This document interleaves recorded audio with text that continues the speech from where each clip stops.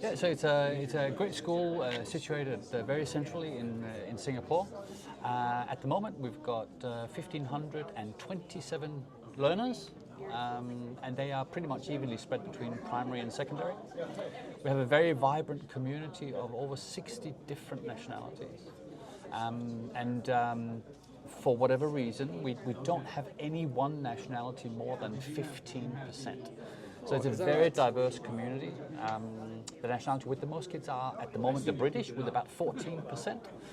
But in every class you have in either primary or in secondary, you will have about 10 to 12 different nationalities in a class. So it's a very, very diverse population.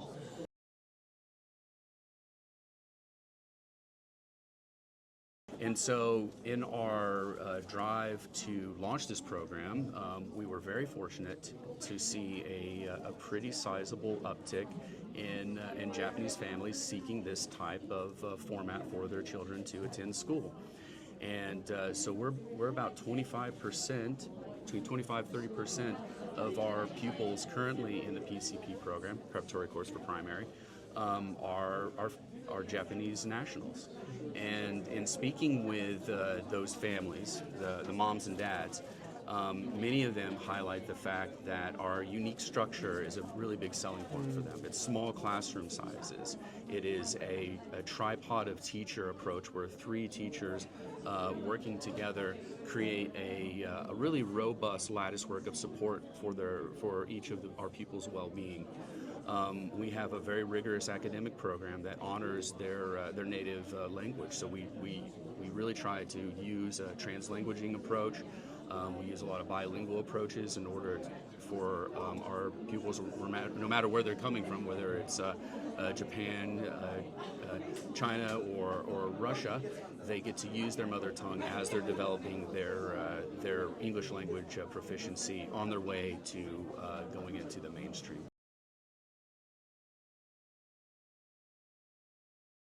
So, in collaboration with the Korean government, the Japanese government came together and they built this school. And since it opened, it's kind of evolved into an international school, and it welcomes people from all sorts of backgrounds, and our student body is pretty diverse in that sense.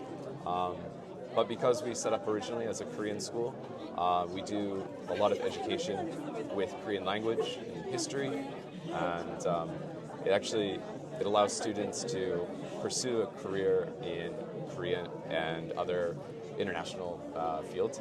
So it's quite a unique school in Osaka and in Japan, in fact. Yeah. And is the primary language of the school Korean, or certain classes only are taught in Korean? Well, the base is Japanese. So we do get funding from the Korean government and Japanese government, but our curriculum is set up as a Japanese curriculum. So we do the basic Japanese curriculum, as well as teaching Korean language and Korean history from elementary school until high school.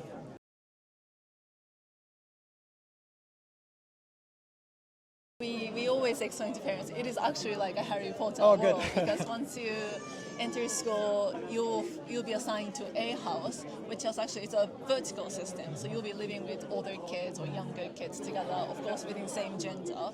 But then the rooms you'll be assigned based on their ages. So younger kids, they'll be living with 3 students in a room, and the junior students, they'll be living with 2 students in a room, and then when they get older, going into sixth form, they'll have a privilege to have their own room.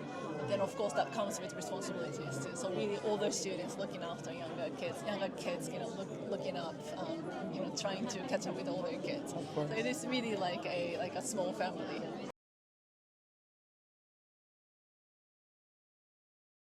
So we are an international school within our host school. So our host school is Osaka Gakugei Senior High School. And I think in total we have about 1,800 students in the whole school. We're just one part of it, and we currently have about 50-ish students.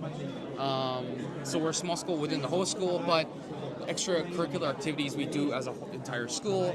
So we do have strong karate clubs that just won world championships, and soccer teams that play for professional women's soccer league as well, and volleyball, basketball, all kinds of sports. The brass band is also strong, and our students that go to this international school are also free to join those activities with the host school.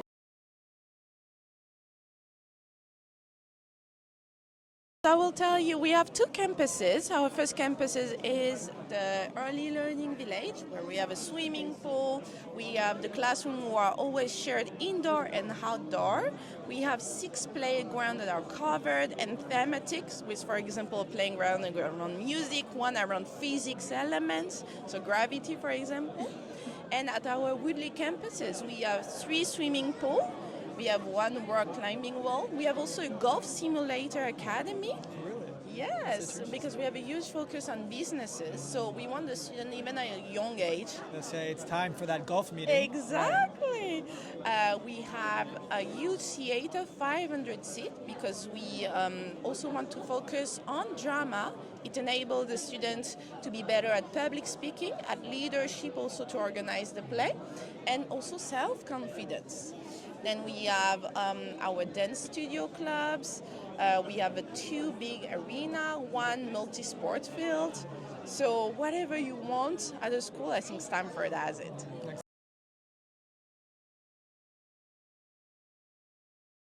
So Riseisha is a Japanese private school based in Osaka, northern Osaka, in Toyonaka City, and over 100 years history. And we have lots of international programs that supplement the core program, which is a Japanese curriculum by the Monbusho, the Ministry of Education in Japan. So I'm one of the teachers there. I'm a native English speaker from America, but we have other teachers, very good English teachers that teach English in English. And we have, as you mentioned, international programs. For example, we have an optional program for students to take courses in English with a high school in U.S., and that is called a dual diploma program, which is described in our brochure. So it's a supplementary program. Yes. With that, if they take that, they would, of course, get their Japanese diploma recognized by the Japanese government. But then, with this supplementary program, they would also be getting a U.S. diploma. That's right, and that gives them more options for the future. So they get a regular Japanese high school diploma plus a U.S. high school diploma, which enables them to enter, of course, universities in the United States and elsewhere.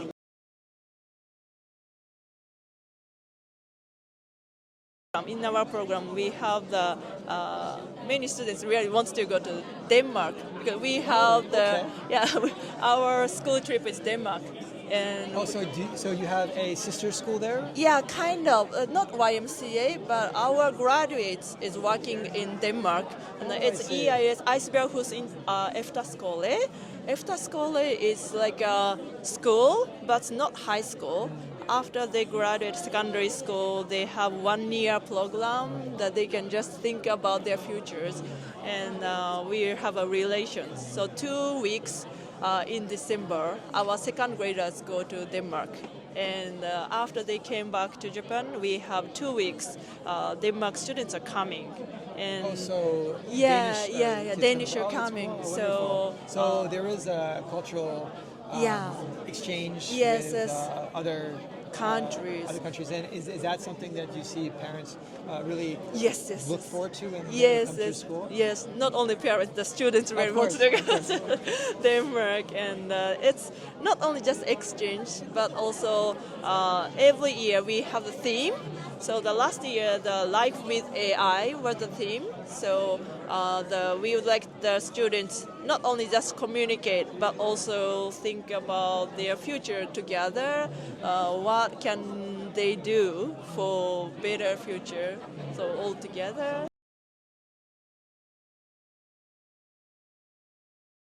Culture at school, one thing I should say, we are family-like atmosphere. I mean, we have that family-like atmosphere, which I really like. Actually, like past week, we had our PYP evaluation visit. The visitors, they told us, wow, this is just like a family. They met families, students, everyone, everyone happy. The older grades have activities with younger ones. So this is just like a family. So this is your home, they told us. So we were so happy with that feedback. You know. Can I ask, so if we were to ask parents or students, what would be the first thing that they would come to mind when they think about the school? Would it be the fact that it's a family I atmosphere? think that would be the thing, right? Yeah. This is our family. Right. This is our family. The older grades, they see like their older, brothers and sisters.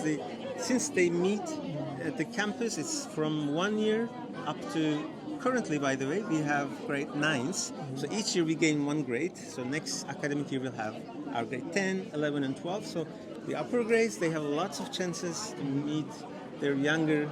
We have a school assembly every once in a while. So we have all together. So they're all together, having this assembly. The older ones, they manage the assembly actually. The students led assemblies.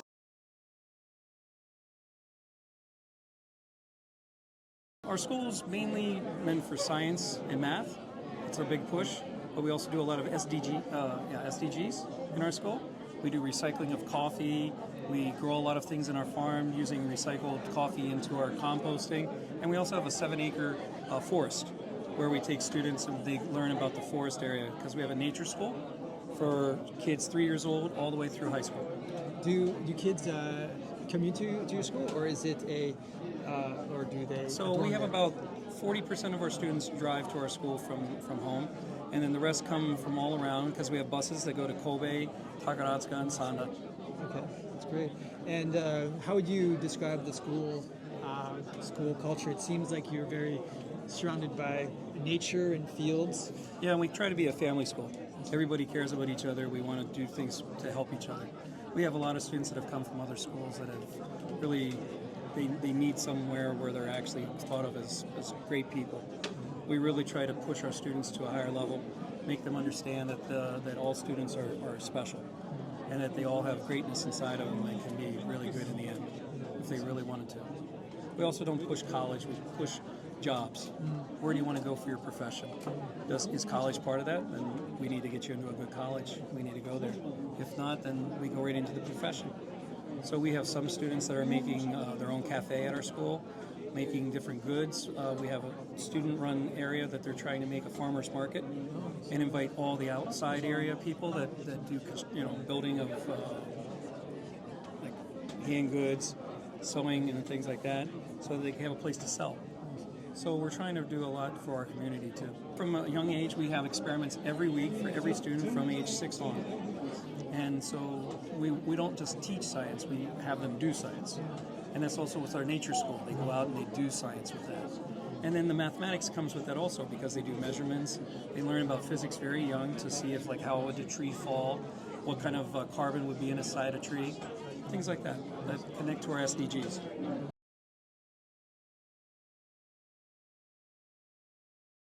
So, I think the legacy of rugby school is important to us in terms of rugby school really invented character education and also boarding, and it came up with the first boarding houses. So we've got that legacy to protect and nurture, and that character education. And what happened was that William Webb Ellis caught the ball 201 years ago, invented the game of rugby. But he was really brave to do that, and we want brave children. We want to really empower them to take brave decisions, to really enjoy different experiences here in Japan. And so those two things really are what binds the community together. So at the moment we've got just under 230 pupils, and we intend to grow to a maximum of around 760. So we've got some growth to do.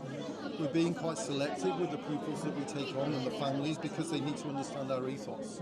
I think in terms of our uniqueness, one of the things that we're doing is developing really unique, strong partnerships. So next door to us is the University of Tokyo and also the University of Chiba, and we form partnerships with both universities. So University of Tokyo professors are coming in next week, for instance, to look at our teaching and pedagogy, and our pupils will go and visit their PhD campus. So that's an example of a partnership. Last week we took a group of girls to Google, and they met the worldwide chief exec of Google, which is fantastic. And again, this lucky to have. Yeah, I know. It's fantastic experience, and that program was all about trying to get girls into tech and really pushing that. And again, a real unique partnership with outstanding world-leading organisations. That's what we're about.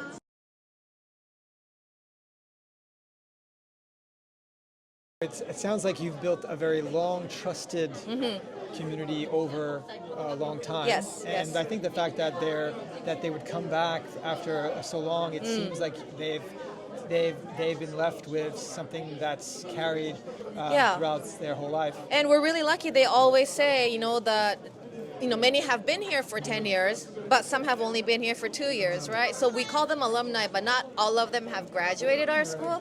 But yet, they keep on coming back for visits, and they say this has been the profound time period of my time, of my student life. And that's why they keep on coming back. And they also want to meet their old teachers. They want to visit their old classrooms, walk down memory lane. And so that's always been a pleasure, because I'm also, in fact, in charge of alumni relations. So I take care of those as well.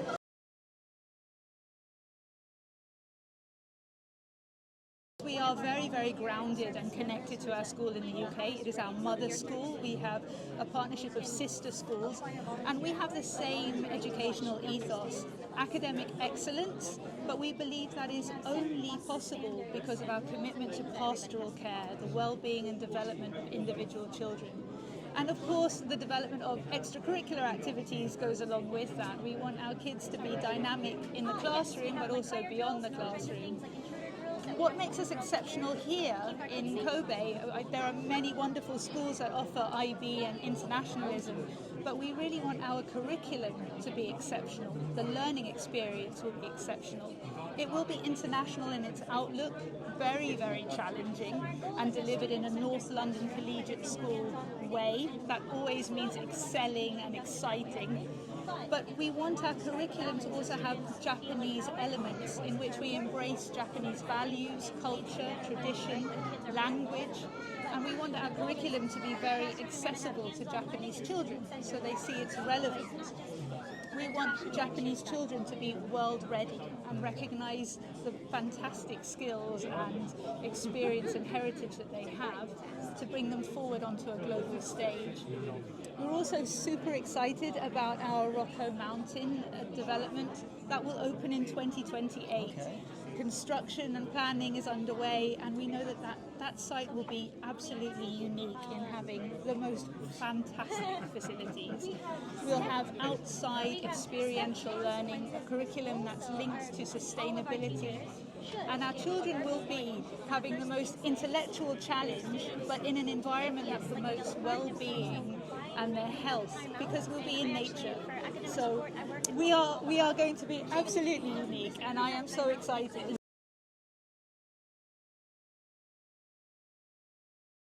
So I think KA is really different from other cram schools because we are an all English school environment. We don't speak any Japanese with our students. Once they come to KA, it is an all English environment, and a lot of our students kind of miss that from the countries that they live overseas. So in a way, it's kind of like a second home for them. They're able to be themselves, they're able to speak English again, which they might not be able to get if they're going to a Japanese school. Of course, for international school students, it's a little bit different, but a lot of our students also just go to Japanese school and they come to KA for 2 hours a week. Of course, it's not great to just learn English for 2 hours a week. So we also offer a lot of online programs where students can join English classes throughout the week. It's a program called KA Plus, and from 4 to 8:30 we have live classes for students to join. So I think a typical student would come to KA on campus or online for the 2 hours of their core class, and then they take English classes throughout the week. The English classes can include art classes, science classes, and so I think that's what a typical KA student would experience.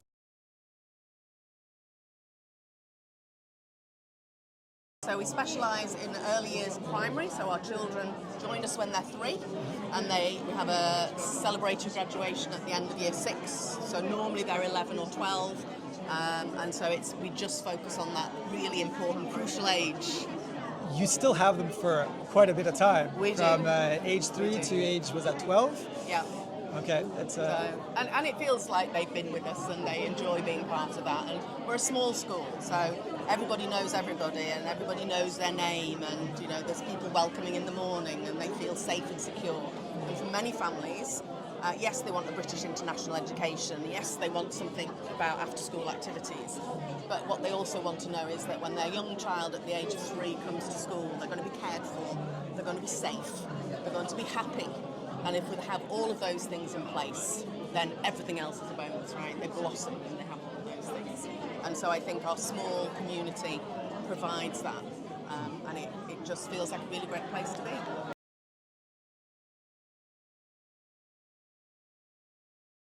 The good thing about living in the dormitory is that students always help each other. They help each other in their homeworks, assignments. If some students are being slow in particular assignments or subjects, some students will always be there with them to help them. And of course, teachers are also living on the same campus, so they can also help. And you know, half the students, maybe I mentioned this already, half the students in our school are from overseas, and the other half are Japanese students. So Japanese students learn and improve their English because they are always living with native English speakers. And for international students, they get to go outside the campus on the weekend, and they always discover some of the Japanese experience, like a Japanese food, good place to visit for tourist spots or historical spots. And Japanese students also show international students how to enjoy the Japanese way of living.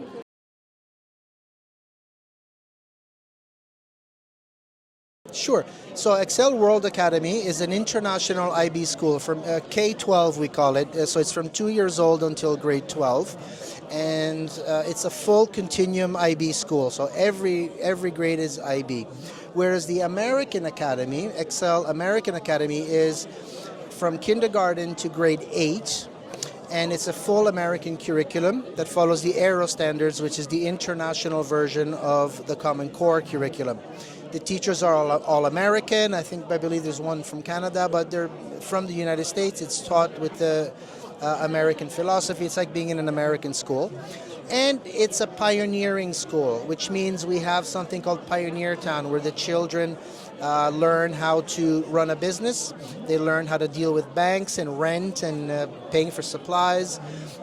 So it has a very entrepreneurial aspect to it, and that's a great way to talk about the American school.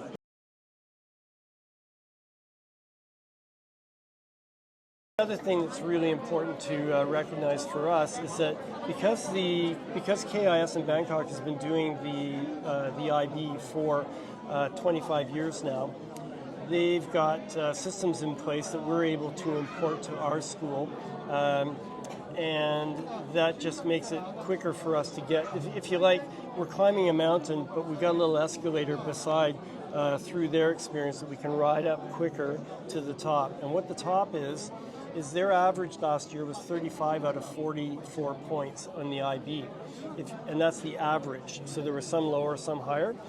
If you get a score of 34 or better at an IB school in the diploma, you can go to any school in the world, UK, America, Canada, Australia, anywhere, because the universities know that is top level and it's a hard program.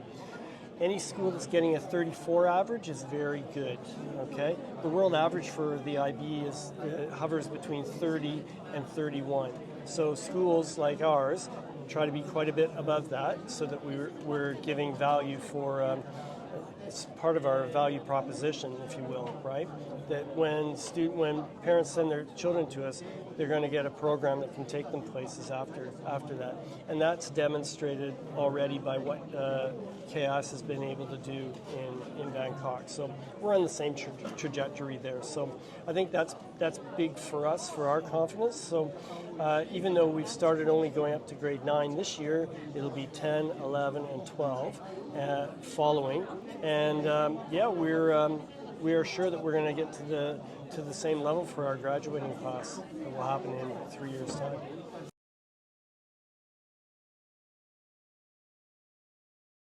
can accept from 11 years old. If they are 11 years old, they can come to our school as the border student. So this makes them like easy to make them like independent, leadership, and time scheduling. So it's really famous for Japanese parents. And also we are partnership with Air Asia. So from here, Osaka, and we have a Haneda, we have a direct flight to Kuala Lumpur. So easy for them to having to Malaysia. Well, that's excellent. So a school that's actually connected to an airline. Yes. I think you might be the first. Yeah, I think so. So actually, our location is also like slightly nearby international airport. So it's around 15 minutes by car.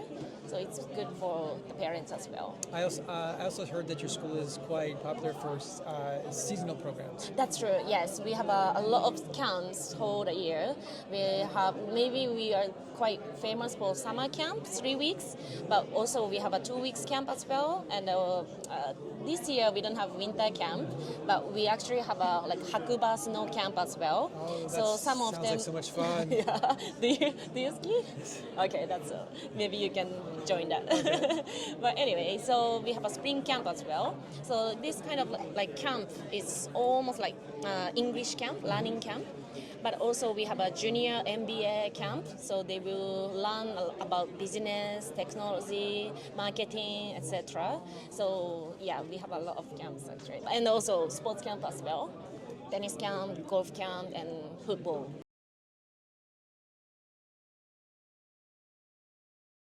I think that's one of our main attractive points of the school is that even if it's our first year, it's not. We use the years of experience, the years of teaching that the network has, and that's what we employ in the school. That's why it's our first year, but we are using 20 years, 30 years of experience in our school. And what draws families and parents to your school? Obviously, it's been successful internationally. Yeah. Certainly seemed very successful today at the Expo. First year, going into your second year next year. What do you think draws families? I think to one your school? thing that draws families to our school is that, as compared to other international schools in the area, our school was originally a Japanese elementary school. So we renovated the place, we made it more colorful and then more welcoming, and then it has a very big playground, it has a gym, and then unlike other international schools in the area, it's usually within buildings, tall buildings, and then our school looks like a school. Like where kids can run, play soccer during break time, play hide and seek. So I think that's one point that families love about our school. That's one thing they tell me all the time is like, oh, it's really nice to see kids playing freely in the grounds.